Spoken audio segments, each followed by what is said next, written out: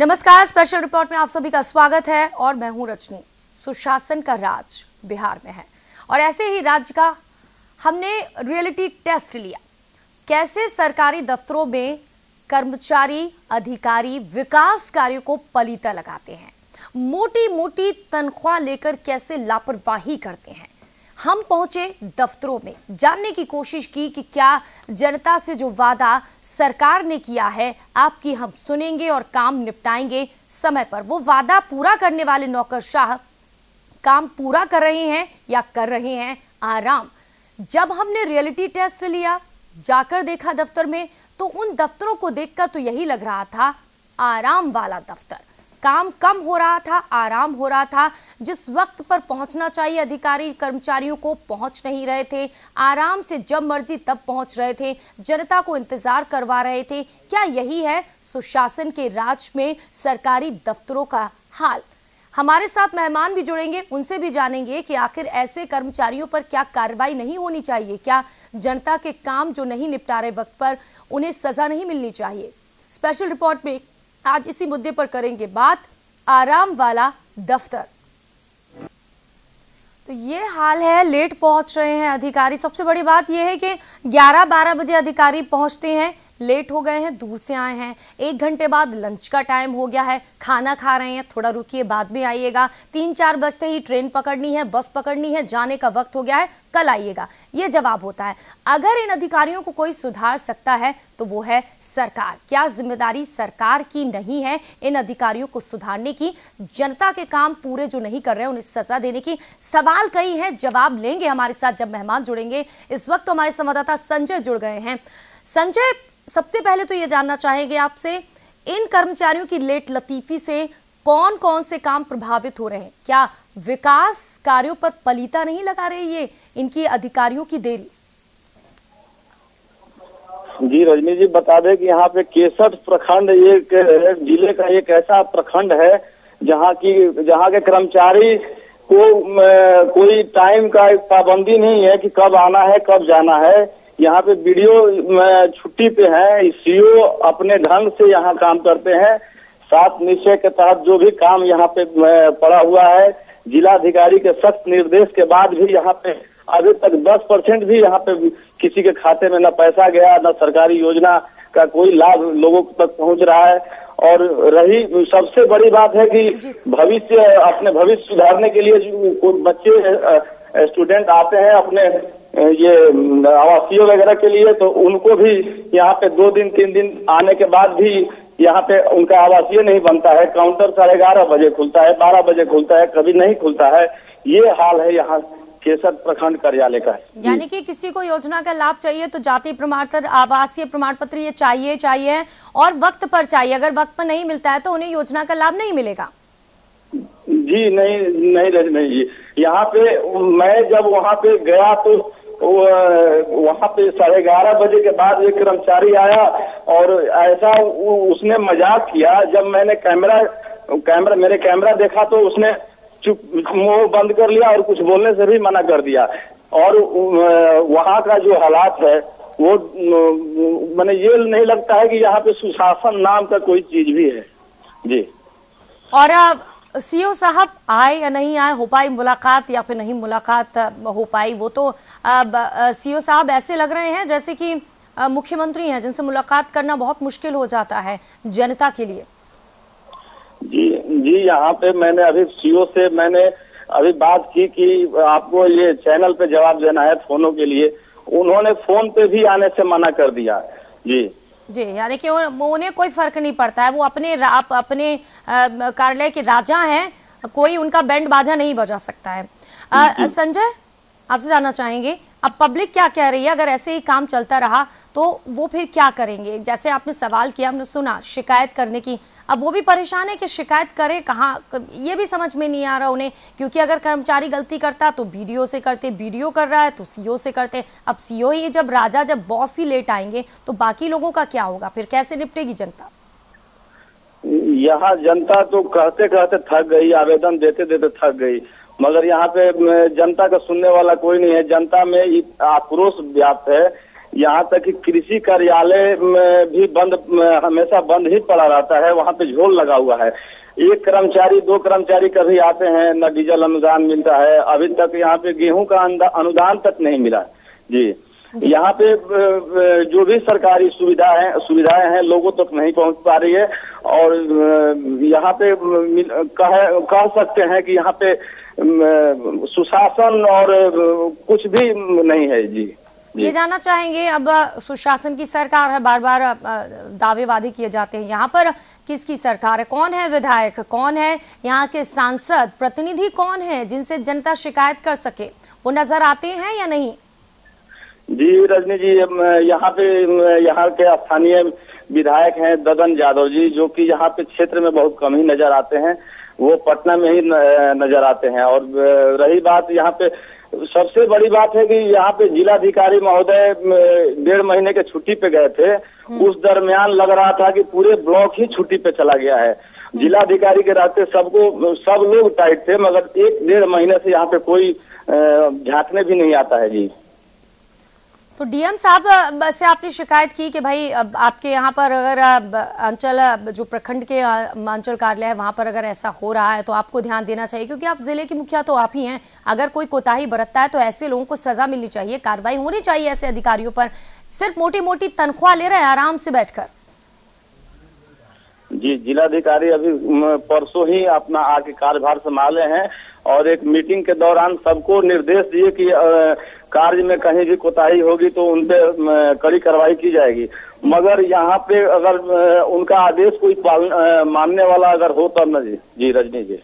यानी कि कोई सुनने वाला नहीं है, कोई देखने वाला नहीं है। इन्हें भी बहुत अच्छे से पता है कि इनका कोई कुछ करने वाला नहीं है, इसीलिए ये हालात है। आपसे जानना चाहेंगे, आपने अभी बताया जो क्षेत्र के विधायक हैं कौन सी पार्टी के हैं। अब चलिए, अगर विधायक उस पार्टी के जो सत्ताधारी दल के हैं वो कुछ नहीं कर सकते, क्या सांसद भी उसी पार्टी के हैं या फिर वो बीजेपी के हैं? वो तो कुछ ना कुछ कर सकते हैं ना। क्षेत्र की जनता में अगर कुछ गलत हो रहा है दफ्तरों में तो इसके लिए आवाज तो उठा सकते हैं ना कम से कम। जी, यहाँ पे स्थानीय विधायक ददन जी यहाँ पे जदयू के ही विधायक हैं और सांसद यहाँ पे बीजेपी के हैं जी। सरकार जिसकी वो विधायक हैं तो आखिर क्या करेंगे बाकी लोग? ऐसे कई सवाल हैं जो लोग जानना भी चाह रहे होंगे। अब आपसे ये जानना चाहेंगे, जब 7 निश्चय के तहत यहाँ पर सीएम आए थे, क्या तब भी यही रवैया था या वो कुछ चंद दिनों में तस्वीर बदली सी नजर आ रही थी? लग रहा है कि यहाँ पर सुशासन था उस वक्त। जी रजनी जी, बता दें कि यहाँ पे जब 7 निश्चय के तहत कार्यक्रम यहाँ पे हो रहा था तो उस समय लग रहा था, ये नहीं लग रहा था कि ये यही प्रखंड है। उस समय सब कुछ बदला हुआ नजर आ रहा था। डीएम का सख्त निर्देश था कि जितना जल्द हो सके शौचालय निर्माण हो, जल समस्या दूर हो। मगर यहाँ पे उनके कार्यक्रम यहाँ न होकर के राजपुर प्रखंड में जब कार्यक्रम हुआ तो सारे अधिकारी यहाँ से गायब हो गए और उसके बाद में काम में भी कोताही बरती जाने लगी। अभी तक ये स्थिति है। संजय, वो जो दौर था और अब के दौर में रियलिटी टेस्ट हमने किया। आप हमारे साथ बने रहिए, सवाल भी आप चाहे तो कर सकते हैं। इस वक्त जिनकी सरकार है उनके प्रवक्ता यानी कि जेडीयू के प्रवक्ता डॉक्टर सुनील हमारे साथ जुड़ गए हैं। सुनील साहब, बहुत बहुत स्वागत है आपका न्यूज इंडिया पर। जी जी। शिकायतों का अंबार है, अधिकारी काम में कोताही बरत रहे हैं। जिस वक्त 10 बजे पहुंचना चाहिए दफ्तर, 11 साढ़े 11 तक आते हैं। सीओ साहब आते नहीं है, मनमानी करते हैं। बीडीओ ट्रेनिंग में है, बाकी लोग कैसे काम करते हैं वो रियलिटी टेस्ट हम दिखा रहे हैं। क्या ये सुशासन है? देखिए, आप कोई एक पर्टिकुलर ऑफिस की बात कर रहे हैं कि जहाँ के कर्मचारी कुछ देर से पहुंचे हैं, उस पर तो मैं टीका टिप्पणी नहीं कर सकता। लेकिन हाँ, आपके चैनल का साधुवाद, धन्यवाद है कि आपने इस बातें सरकार के संज्ञान में लाई है और इस पर निश्चित सरकार कार्रवाई करेगी। लेकिन आमतौर पर बता दें, 7 निश्चय के तहत सभी सारे जगह काम हो रहे हैं और इसी के लिए जो आजादी के बाद दूसरी हाथ में ताकत जो जनता को दी गई है, लोक शिकायत निवारण अधिनियम, इसमें जनता को अगर कोई शिकायत हो तो वो शिकायत उचित स्थान पर करके उसमें एक समयावधि में वो जांच होती है और जांच होने पर उसके शिकायत का निवारण होता है। तो हमें लगता है कि जिन जनता को अगर वहां पे अगर इस तरह का शिकायत है कि वहां पे कोई पर्टिकुलर कर्मचारी नहीं आते हैं या उनके काम होने में 7 निश्चय की बाधा आती है तो उन्हें शिकायत करेंगे। शिकायत करने पर निश्चित कार्रवाई होगी। ठीक है जी। इंजीनियर अजय यादव जी हमारे साथ जुड़ गए हैं, बीजेपी के नेता। स्वागत है अजय यादव साहब। सुशासन के राज की बात जब भी करते हैं जेडीयू के लोग या हेलो, हमारी आवाज क्लियर नहीं है जी, प्लीज मेरा लाइन ठीक कर दें। बिल्कुल कोशिश करेंगे टेक्निकल जो फॉल्ट है उसे दूर करने की। आपके पास लौटेंगे इस वक्त। संजय, आपसे वही सवाल जो डॉक्टर सुनील साहब कह रहे थे कि लोक निवारण के तहत आप शिकायत करिए, कार्रवाई जरूर होगी। क्या ये भोले भाले ग्रामीण इस बारे में जानते भी हैं कि नहीं जानते? इन्होंने वहां शिकायत की कि नहीं की कि इनके क्षेत्र के अधिकारी कर्मचारी देरी से आते हैं? संजय जी जी रजनी जी, बता दें कि यहाँ पे ग्रामीण इलाके के लोग अभी ये कानून के बारे में इनको जानकारी भी नहीं है। इनको सिर्फ यही पता है कि यहाँ पे 7 निश्चय के तहत या जो भी योजनाएं अपने प्रखंड में आती हैं उसके लिए या वहाँ पे जाते हैं और काम नहीं होता है, वापस चले आते हैं। गेहूं का अनुदान नहीं मिलता है। जितने गड्ढे भरे हैं, खोदे गए थे शौचालय के लिए, वो अब भरे जा चुके हैं, भरे जा रहे हैं। जिनको पैसा मिलना था उनको पैसा भी नहीं मिल रहा है। अब ये देखा जा रहा है कि एपीएल के आधार पे इनको मिलेगा, बीपीएल के आधार पे मिलेगा इनको शौचालय का पैसा। इसलिए लोगों में आक्रोश है और ये अधिकारी और नियम के बारे में कुछ नहीं जानते हैं। जी रजनी जी। जी हाँ, डॉक्टर सुनील साहब, मिल गया आपको जवाब। देखिए, ऐसा है कि इन्हीं सब बातों को लेके कि जागरूकता हो जनता में। माननीय मुख्यमंत्री जी ने अपनी निश्चय यात्रा की, जिसमें कि पूरी तरह 7 निश्चय के तहत क्या काम हो रहा है या लोक शिकायत निवारण अधिनियम का वो चेतना यात्रा करके जनता के रूबरू होकर के आई टू आई कांटेक्ट करके हम फर्स्ट हैंड इन्फॉर्मेशन लें ताकि शासन आपके द्वार ये कार्यक्रम के तहत। सुनील जी, क्योंकि हम नहीं चाहते हैं कि अब वक्त को जाया किया जाए। वक्त बहुत कीमती है, आप भी बहुत कम वक्त के लिए जुड़े हैं। थोड़ी देर में हमारा प्रोग्राम का समय भी खत्म हो जाएगा। उसके पहले हम उसी मुद्दे पर आते हैं जिसको लेकर हमने शुरुआत की। ये आराम वाला दफ्तर है क्या? यहाँ पर काम नहीं होता है? और अगर आराम वाला दफ्तर है तो ठीक है, लेकिन अगर काम वाला दफ्तर है, कोई आराम कर रहा है, तो क्या अब सरकार को संज्ञान में लेकर उन पर कार्रवाई नहीं करनी चाहिए? और आप कह रहे हैं कि लोक निवारण में जाइए, शिकायत करिए। भोले भाले नहीं जानते ग्रामीण, लेकिन न्यूज इंडिया उन तक पहुंचा है, न्यूज इंडिया आप तक पहुंचा है। हम माध्यम में, हम जरिया है, तो क्या हमारी सुनेंगे? उनकी आवाज हम बन रहे हैं। क्या अब आप कार्रवाई करेंगे?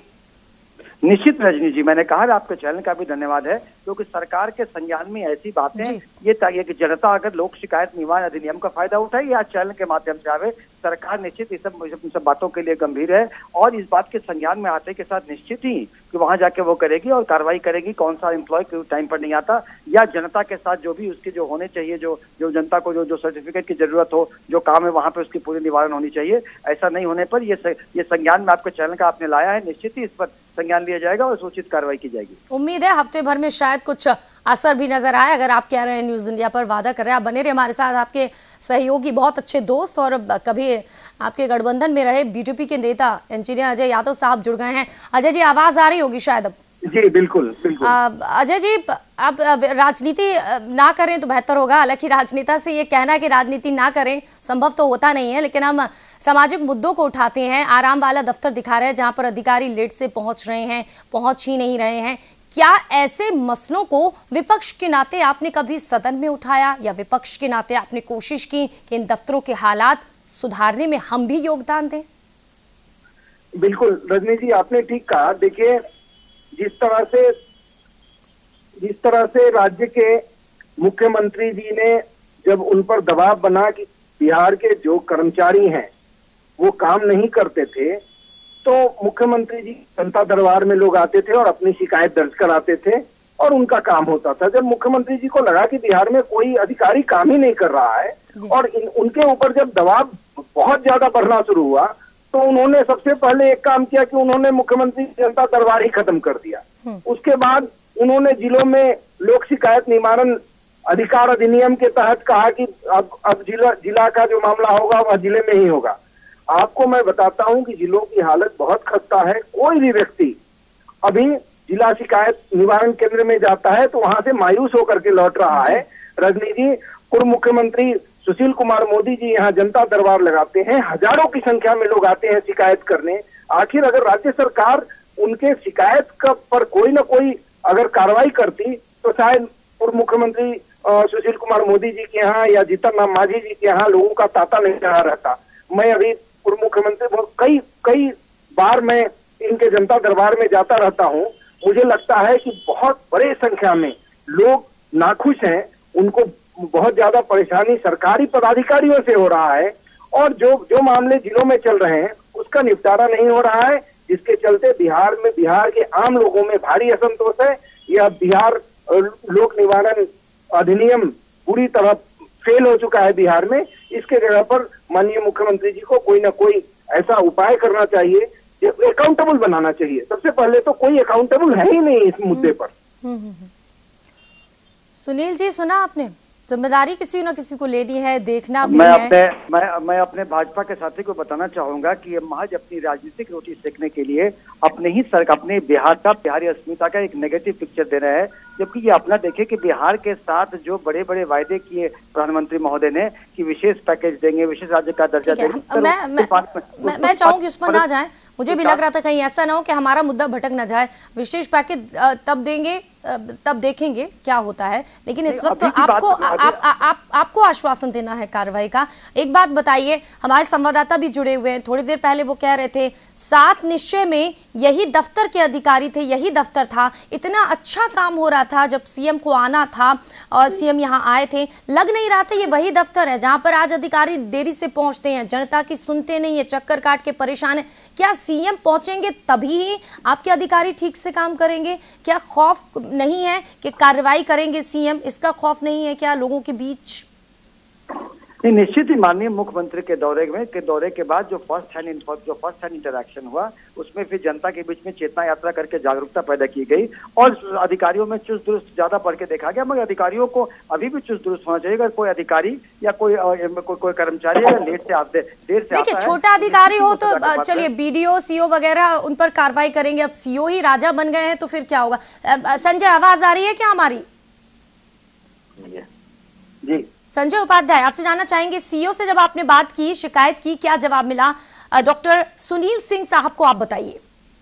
जी, मैंने जब सीओ से अभी फिलहाल में भी बात किया और ये खबर बनाने के बाद में मैं भी बात किया तो उन्होंने मुझसे बाइक देने से इनकार किया। मैंने सिर्फ यही पूछा कि यही 7 निश्चय के तहत अभी कितने लोगों के खाते में पैसा गया, अभी ये जल समस्या इतनी दिक्कत है और ये आपके बगल में पानी टंकी यहाँ पे करोड़ों रुपये लागत से बना हुआ है, लोगों तक पानी नहीं पहुंच रहा है, इसके लिए क्या किए? तो वो बाइट देने से भी इनकार कर दिए। ठीक है, वो चुप रह गए, उनके पास जवाब नहीं है। सुन लिया होगा डॉक्टर सुनील साहब। बहरहाल आउटपुट रेडियो विनोद शरण जी जुड़े। विनोद जी, ये हालात है, अब कौन सुधारेगा इन लोगों को? क्या आराम वाला दफ्तर ही बनकर रह जाएगा ये?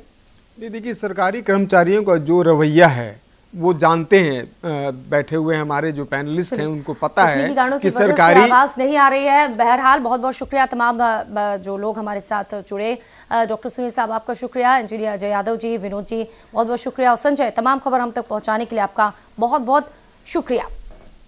बहरहाल इन खाली कुर्सियों को और जो लोग देर से पहुंचे हैं उन तस्वीरों को देखकर शायद सरकार जीतेगी और ठीक से काम होगा, इस दफ्तर में आराम नहीं होगा, यही उम्मीद करते हैं।